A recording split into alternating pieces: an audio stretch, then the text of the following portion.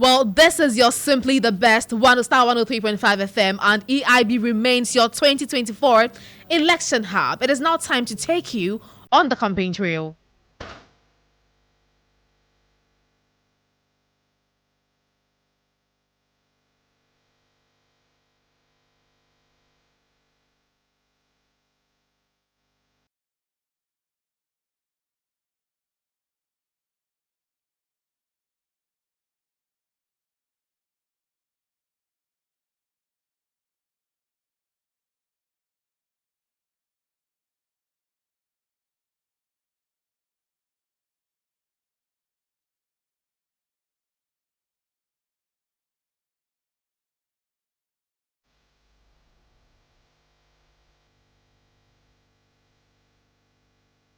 It is exactly 10 minutes to the hour 6. And in 79 days from today, polls would have ended for the election 2024. Last Friday, the Electoral Commission closed the window for submission of nominations for those who desire to represent the 276 constituencies that make up Parliament. My guest this evening filed his nomination to return to Parliament. Mind you, he is a first-time MP. And despite entering Parliament in 2020, he hasn't cowered to become a backbencher, like many newbies in Parliament. Having created a niche in advocacy,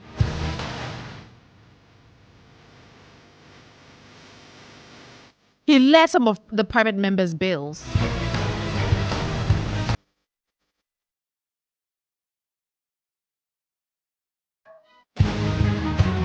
And pushing the anti-witchcraft bill, which the president has still not assented to. He recently proposed new bills seeking to push holidays to weekends. Well, that certainly came with mixed feelings in the party. But my guest shot to fame as a human rights lawyer. We cannot forget the tussle with the General Legal Counsel, and we may touch on that. As he sits on the Constitutional and Legal Committee of Parliament. But if you are in Damfa, Oyarifa, Abokobi, Pantang, Zango Lane,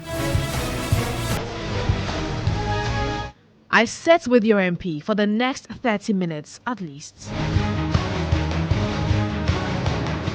My guest, MP for Medina and NDC parliamentary candidates, Francis Xavier Sosu. Remember that we are live on Facebook on Star 103.5 FM. And you can also send us your WhatsApp messages on 055 0228 0216. Again, it's 055 288 0216. This is your campaign trail.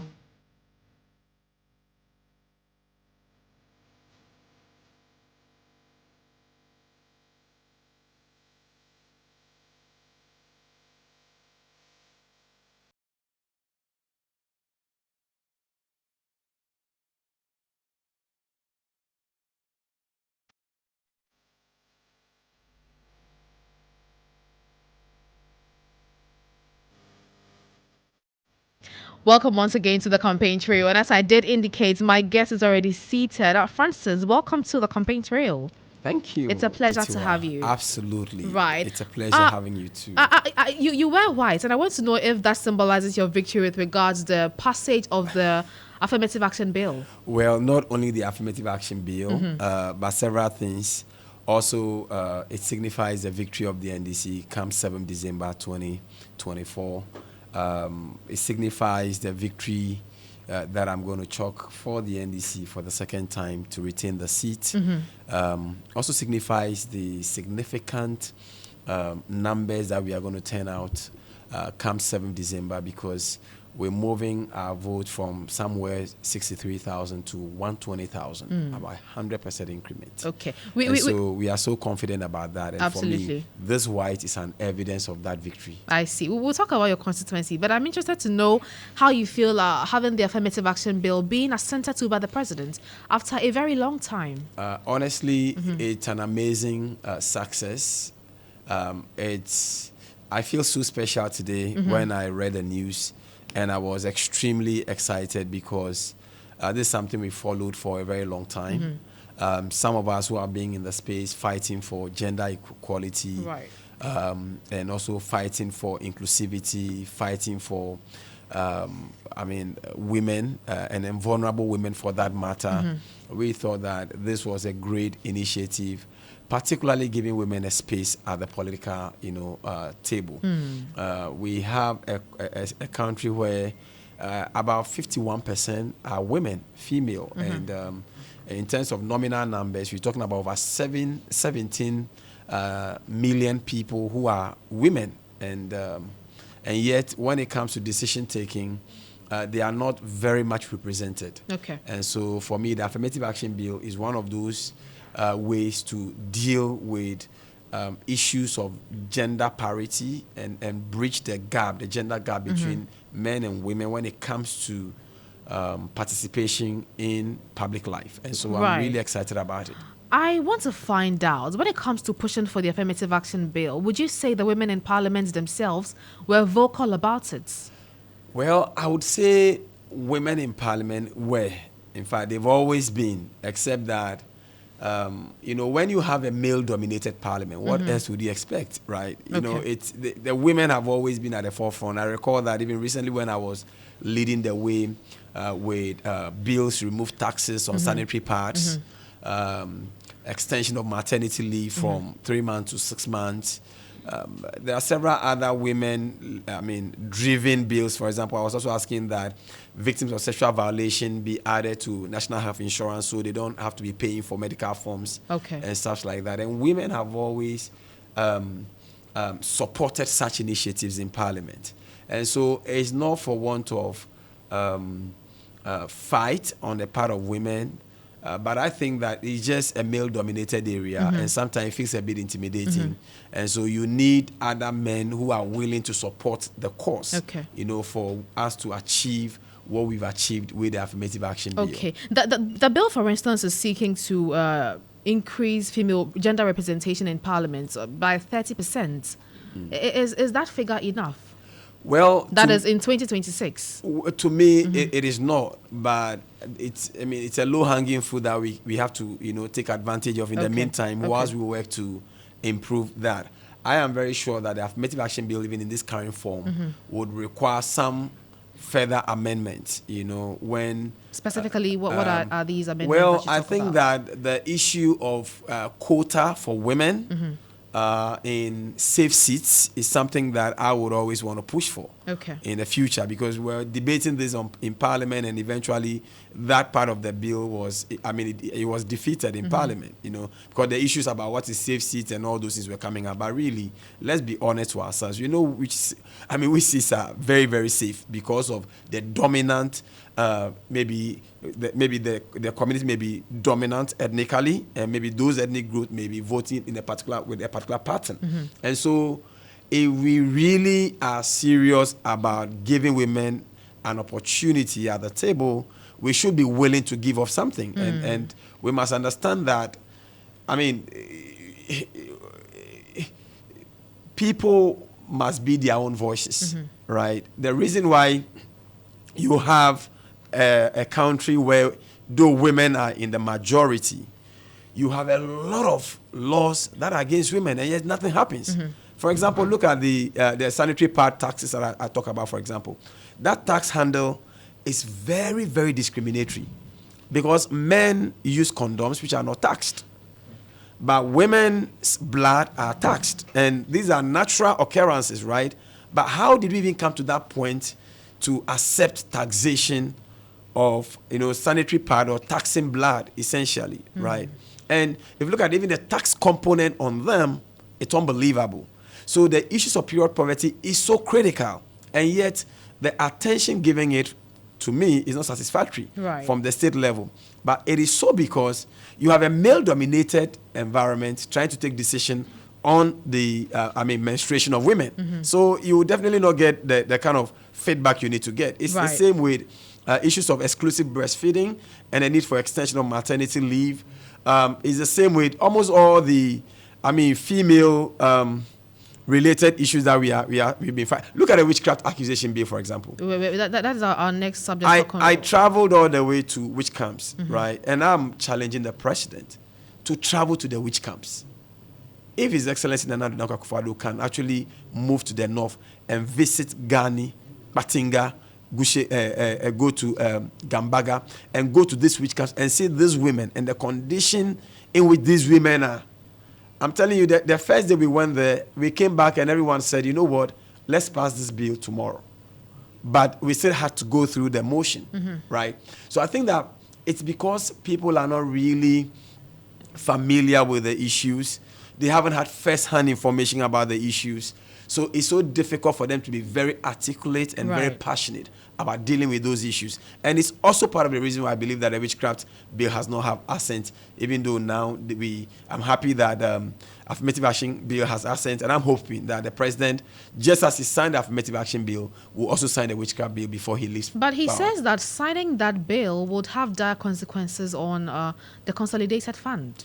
Did he give the particulars of that dire consequences? No. So it's just mere political talk. Mere political talk. I mean, what value do you place on women who are killed every day on account of witchcraft accusation? What value? How much? What is the price of elderly women who are killed every day on account of witchcraft accusation? In fact, since this bill passed, 7 other elderly women have died on account of witchcraft accusation. The latest one was in Kumasi, where someone was told in church or something that the mother was a witch, and he went home and then set the mother ablaze. So the point is that the issue is a very critical issue. It's been with us for a century. So if today you have the 8th Parliament mustered courage to pass it into law, this is not a time for us to be given, excuses with a consolidated fund. In any event, if you look at the Constitution of Ghana, there is nowhere in the Constitution of Ghana that gives the president that opportunity to use that excuse not to assent to the bill. Right. We'll talk about more bills because you have proposed a number of them. Let's talk about the holiday bill, very popular holiday bill that you proposed. What informed your decision to embark on such a thing? Well, I think that, societies are changing, and so we might be more progressive with how we organize ourselves as a society, and that was what actually informed me. We have what we usually call the bank holidays, where when a holiday falls on a productive day, you actually shift the holiday to what we call a less productive day. In fact, there are several researches that back this, so that anytime you have your holidays falling in between, like say Tuesdays and Thursdays, you shift it to Friday, and it makes it easier. Then when you go on Friday, you know that Saturday, Sunday are all part of the days. And then also, when the holiday falls on a weekend, it's marked as a holiday. That way, you don't need to move holidays from Saturday to Monday. When you do that, you create a more effective and a more productive system that allows you to save days for your productive work. At the same time, people get longer time or longer spaces to mark their holidays. In fact, that is why it even improves what we use tourism. When you have bank holidays, it helps improve tourism. And in fact, it's one of the ways many states and many countries have actually, improved when it comes to the use of holidays. And so it's part of the reason why, yes.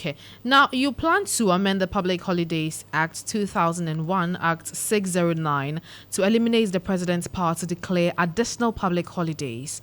Why then are you asking for 2 holidays for the Muslims? Very, very interesting. Well, I think that we must understand the circumstance of, or the reasoning around, if the Islamic holidays is something even I will touch on shortly. But You see, removing the present power to declare additional holiday is what actually makes us embark or I would say mark holidays on weekends when they fall. Currently, the reason why the president declares, say, a weekday as a holiday is because of that power in the Holidays Act. So that when a holiday falls on Sunday, the president can then declare that no, let's mark it on Monday instead. When it falls on Saturday, the president can declare let's mark it on Monday, for instance. And once that power is taken away, automatically what it means is that when a holiday falls on a weekend, you mark the holiday. So you don't, when a holiday is Sunday, you don't say now let's go mark it on Monday. Okay. Or when a holiday is on Saturday. And once you're able to do that, you actually bring about improvement in the holiday system. That way you free space to be able to fulfill those religious mandates, which in my view is something that is so critical because I represent a predominantly Islamic community in Medina, right? And so currently... Didn't you propose the bill just to please your constituents? No. Interest? I mean, otherwise, then it means that all the 17 private members' bills are proposed was just to please someone. But in any event, why are we in parliament? We are legislators. Right. We are supposed to look at the lacuna in the law and look at the limitations of the law and propose alternatives that helps, achieve the greater good of the people. If I take, for example, death penalty, how is it like personal to me, but how is it, personal to my constituency? It is a bill that will profit the entire nation. And guess what? Thankfully, when the bills were passed, at least we have presidential assent for one of them, for which reason today we don't have death penalty under our Criminal Offences Act. And all the 187 people on death row, as of today, by an application to the Supreme Court, can all be committed to life. And so these bills are critical laws that are supposed to change the face of our society because, you see, laws are tools for social engineering. So I look into the space, research into the space, then we look at which law can we use to deal with the social problems that we're having. And so the holidays law is just one of those ones because in any event, Christians have two major holidays. Is that not so? Yeah. So you are intending to add on? Yeah. So the whole point is that we have like Eid Fitr. So before the Eid, now His Excellency John Dramani Mahama has actually made a bold statement on that with an NDC government, there's going to be an automatic one holiday. And so that is a given.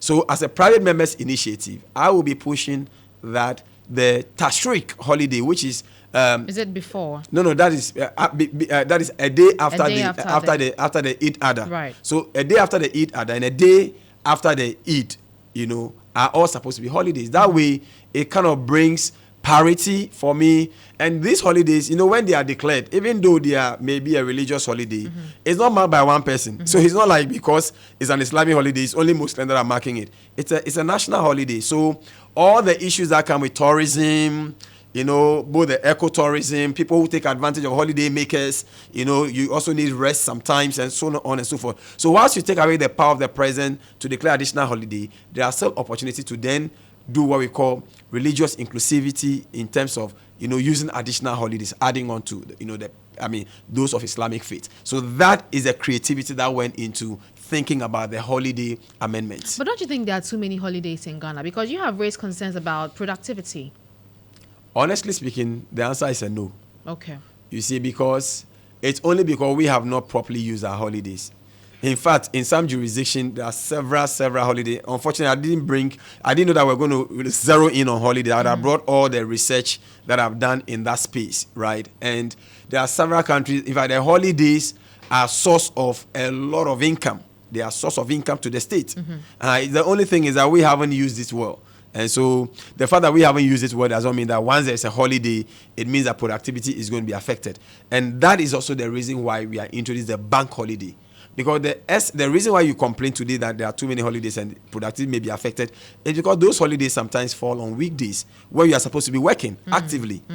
So if it falls on the weekdays where you are supposed to be working, obviously productivity could be affected. Absolutely. But once you have a regime of a bank holiday where no holiday is going to be marked during an active, productive time, then that argument will not even arise at all. Okay. Now, the final bill we'll talk about is one which you have vehemently opposed to. That's the anti-gay bill. Well, that is quite incorrect to say vehemently opposed. Because I was a chairman, a deputy ranking member of the Constitutional Legal and Parliamentary Affairs Committee that recommended the passage. So how do you vehemently oppose and recommend its passage? You say the provisions in that bill are too draconian. Well, I haven't said that. Unless you have. So you agree that the bill be passed? Absolutely, but we recommended the passage of the bill. Okay. Yes. Okay. But you say that gays going to prison, for instance, is not the best. I think that, these are very contentious matters, and I try not to have conversation about them because many people simply tend to misunderstand these conversations. And that is why I will leave it at only one point.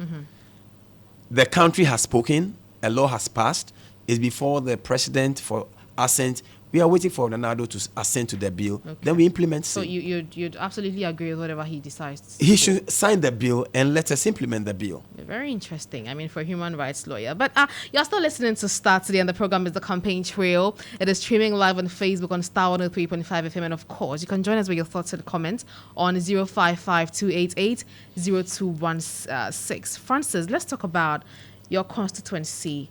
As a first-time MP, how has it been for you? I think it's been very interesting because I came from the background of activism, human rights activism for that matter, been to all kinds of prisons, done justice for all programs, litigating from district court all the way to Supreme Court in respect of people's rights and trying to stand up for people, particularly the most vulnerable. And then found myself in politics, where now I have to translate all the things that I used to do as an activist into my political space. And in fact, I would say that was part of the reasons why I have led a number of private members' bills. Because I've been to those condemned cells and seen how people struggle. That's the reason why I was passionate about the need for us to abolish death penalty. I've seen how women are so vulnerable when they're accused of being witches. That's why I led the way that we can pass the anti-witchcraft bill. I've seen women, in fact, I've been a lawyer to many victims of sexual violation, some of them 12 years, 13 years, and sometimes they don't even have money to pay for medical forms, and for which reason, because they don't have money to pay for those medical forms, they are denied justice and so on and so forth. So it's part of the reason why I brought a bill to add those conditions to what we now call the National Health Insurance Scheme and so on and so forth. So I think that from activism coming to the table of policy, the things that I believe in what I'm pushing now in Parliament. Now, quite apart from that, once you're a member of Parliament, you are also an agent of development. Right. Now, development can be categorized into two broad categories. One is the physical infrastructure. The other one may be human development. Physical infrastructure is mainly driven by the executive agenda. So if you need to build like schools, drains, roads, and so on and so forth, these are major things that require heavy investment. Unfortunately, that's why I would say that I had limitations because my government or my president was not in charge. So a lot of those things that we really wanted, we couldn't get. For example, we needed roads. About 20 roads were given on contract. Contractors were not coming on road. We chased after them, they won't come. For example, the Danso immense road like this, over 11 million Ghana cedis. We chased this contractor, sir, he never came. The contractor has been paid 11 million Ghana cedis. That was the contract he signed for. So once you sign for that contract, it means. But I mean, do you know if he was really paid? I don't know. Or it's just paperwork? I can't tell. But once, we have cited the contract and you've been given the contract, you came to site and began something with your equipment. We assume that you should have done. Before a contract is enforced, there's always offer acceptance, intention to create legal relations, and then there are some considerations that makes people take over those contracts, right? So he probably came there because he had some belief or some promise or something, but he never did any of them, right? And so in terms of physical infrastructure, we had a lot of deficit. Even though we did some grading, there was some improvement of some school projects in the number one school there. I've been working on the Umar Abu Hattab school, the fence walls, and a few other bridges. And I think that also investing in what we call the Water for All project, making mechanized boreholes for about all basic schools in Medina constituency. Beyond those ones, where what I would call the human development projects, because that was where I did so much work. Okay. Because I began what we call the Medina Job Center, for example, and the Job Center, which I started in 2019, even before, I think 2020 rather, before even winning the general election, has been in the space to do job connections, prepare people for entrepreneurship. We have skills development, and as of today, we've impacted over 7,000 people, most of whom have either got a direct job connection or some of them who have become entrepreneurs. We did women in mushroom making. We've done all kinds of stuff. In fact, in October, we'll be graduating our first batch of students who have actually gone through training and are ready to be graduated. Okay. That's for the job center. Okay. But apart from the job center, we also have the medical outreach program. Okay. And for the last 4 years, we've done so much. Every quarter, we do medical outreach across the constituency.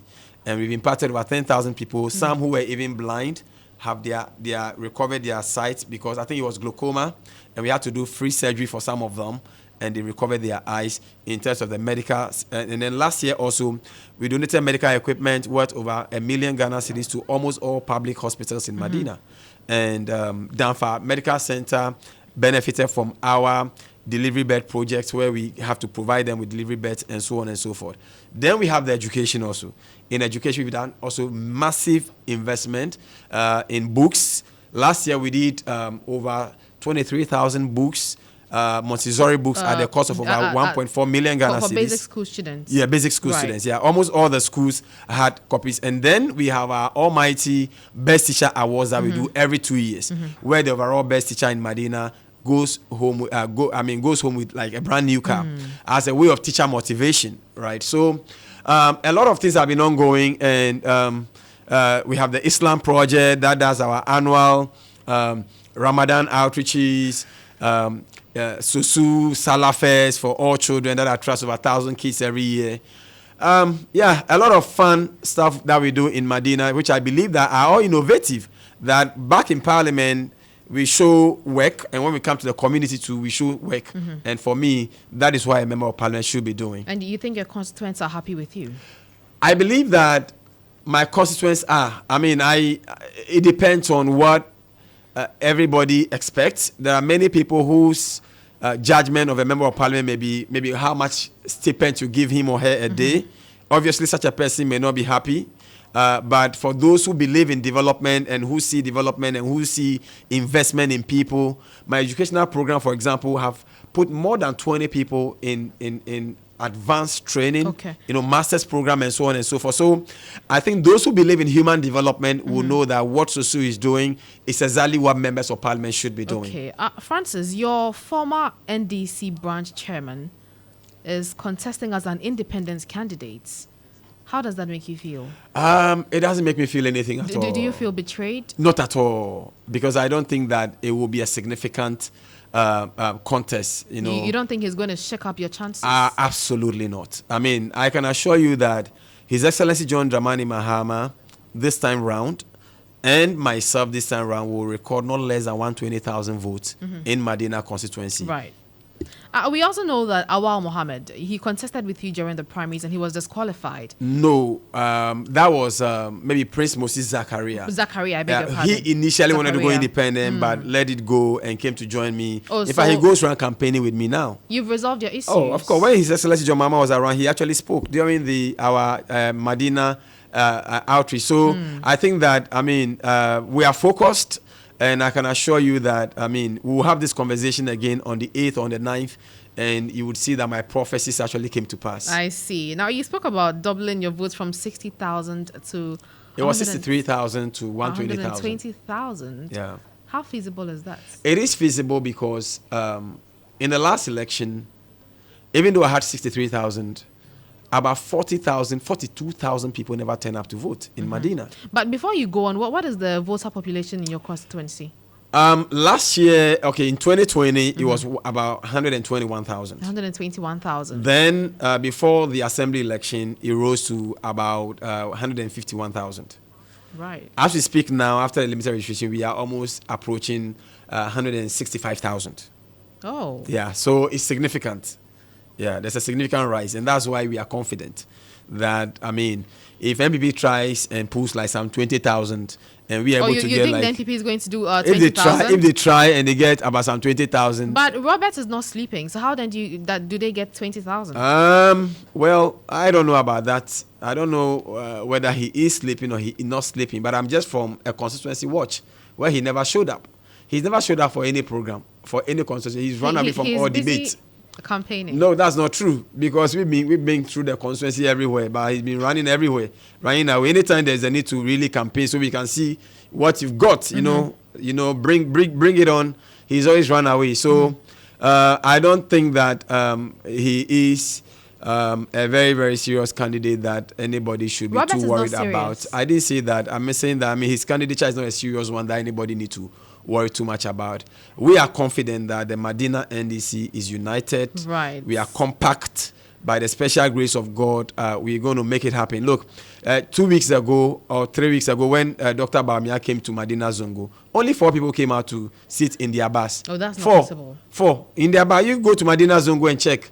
When His Excellency John Mahama came last weekend, about Monday, go and see Zongo. Oh. It was massive. No. I don't believe you. Did you see any news item on Dr. Bawumia's visit to Medina? I haven't paid attention, but it doesn't Please mean that pay attention. You can let four people let your newsmen find out how was Bawumia's engagement in Medina. How did that go? And compare it with His Excellency John Dramani Mahama. Medina is green. Fala is green. It's so green. Medina, it's so green. One of the they mentioned a while. He's one of their people. They thought they could use him to startle the Medina NDC.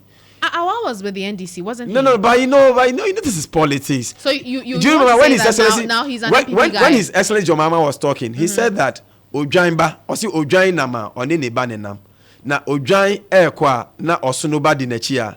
Na sa Osunoba ne enye Ojain ne ba. So Awa is the Osunoba. So Osunoba, if you see Osunoba, you know Osunoba. Anybody who is working against His Excellency John Dramani Mahama and the NDC in Medina, obviously it's an Osunoba. So trust me, we are fine. Yeah. He probably doesn't believe in your leadership in that constituency. It doesn't necessarily make him an Osunoba.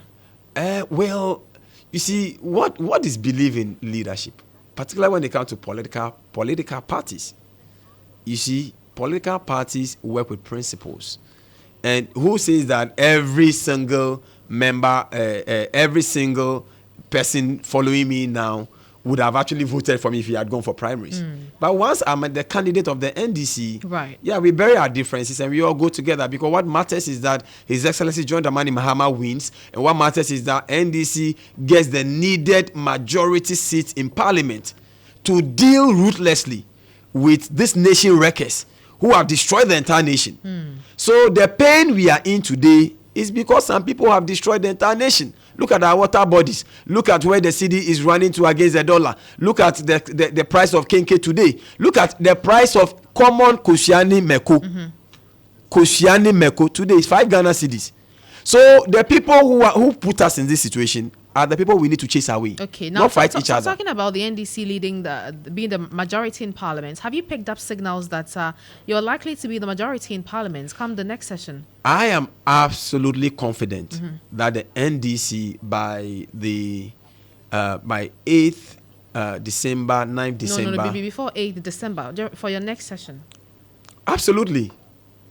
Because we know the independence candidate has picked form to contest on the ticket of the NPP, and that means that he's not able to be the second deputy speaker. Oh, you mean before we actually rise? Exactly. Oh well, I mean, okay, that's news to me if I haven't seen that news, but that would be a good news. It eventually means that we become majority in Parliament. The more reason why we will be dealing with the electoral commissioner if he doesn't allow us to do the audit. Because once we reconvene Parliament and we are the majority, we'll deal with her. But the NPP is planning to protest if that How would that happen? That audit is conducted. Do you know how that sounds? No. It's like a thief has been caught, and somebody is saying that if you are going to investigate that thief, you are going to fight you for investigating that thief. How does that even mean? Somebody is doing the wrong thing. People are demanding that you do the right thing. Somebody says that if you allow her to do the right thing, we are going to protest. How sensible is that? Okay, but it's incongruous. Okay. It doesn't make sense. Okay, but you are part of the party. I mean, the conversation really has been about your party submitting evidence of discrepancies to the Electoral Commission, but you have refused to do that. I think that is also a false narrative. How is it a false narrative? It's a false I spoke to Mustafa Gbande earlier, and he's very insistent that since you're not in court, you don't have to submit all evidence found. No, to the you see, you are going into a major election where even the referee is already polluted. You see, Mensa is polluted. It's polluted. On what basis? I mean, when I talk about the referee, I'm talking about the commission. The commission, right? Right. On what basis? Are On they basis polluted? that MPP, non-MPP fanatics are on the commission. Mention 3 of those people. Oh, I mean, is this news? I cannot be quoted. You can. This is not news.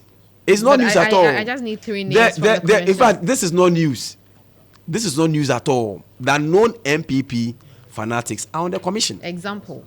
Non-MPP commission members, non-MPP members are on the commission. And because of that, the NDC is not going to go into this election, I mean, pretending we don't know. Otherwise, it will be like a proverbial ostrich, where you know what the problems are, and yet you are pretending you don't know what the problems are. In fact, the reason why we are where we are, the reason for the suspicion, is because of how the EC has conducted itself all this while. It is because the EC is polluted, is poisoned.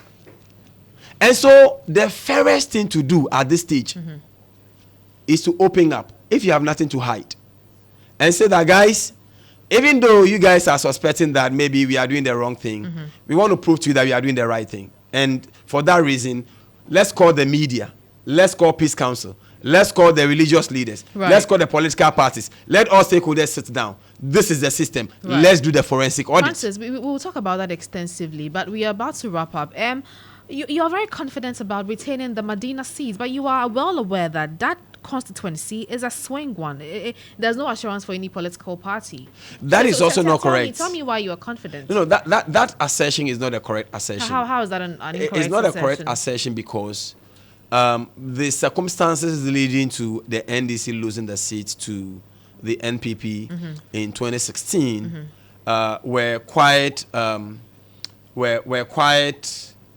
obvious, right? There were I think that there were several NDC members who in 2016 did a lot of skirt and blouse leading to we losing the 2016 election, right? But prior to that, Honorable Amadou Surugu had held that seat for 3 consecutive times. And so maybe the dynamics will change. Don't you no, think so? it was a mistake on the part of the NDC, unable to really resolve whatever issues are rising out of their primaries and all that. That may have led us to lose that seat. But fast forward, 2020 was not the same. Okay. And obviously the dynamics today is also not the same. And that's why we are confident that we are winning the Medina seat massively. Francis, we are wrapping up. The final words. Why should the constituents of Medina retain you as their representative in Parliament? I would say that my constituents in Medina should retain me as a member of Parliament for 2 critical reasons. One, His Excellency John Dramani Mahama is becoming the next president of the Republic of Ghana, and he will need majority of members of Parliament to be able to rule Ghana. That's one of the main reasons. Secondly, becoming a president means that the Medina people have an opportunity to resolve what I haven't been able to resolve in the last 4 years, which is infrastructure development. Because His Excellency John Dramani Mahama has already promised that the Medina market is going to be modernized, Pantan Hospital is going to be changed into a first-class mental health facility. Our roads are going to see facelift under the leadership of President Mahama. And so I believe that I represent that agent that can draw all this into the Medina community once elected a second time. And quite apart from that, back in Parliament, have effectively represented the interests of the people of Medina. And I believe that given a second chance, almost all those private members' bills I'm working on, which are supposed to address critical social issues in our community, I'll continue to do that in the interest of the good people of Medina. So vote JM, vote Francis Xavier Sosu, so Medina remains green. Okay. Thank you very much. I'm just wrapping up with a few comments. This one says that let's not be complacent, so succumb to Green Hill. Let's do what we have to do. And Redeemer also says that I know we will win and we are working hard. Please, Honorable, let my request be granted at Green Hill B branch. But I believe you know what is being talked about. But thank you very much for coming. The pleasure is It's an mine. absolute pleasure. I've been engaging Francis Xavier Sosu. He's a member of Parliament for the Medina constituency. And this has been the campaign trail.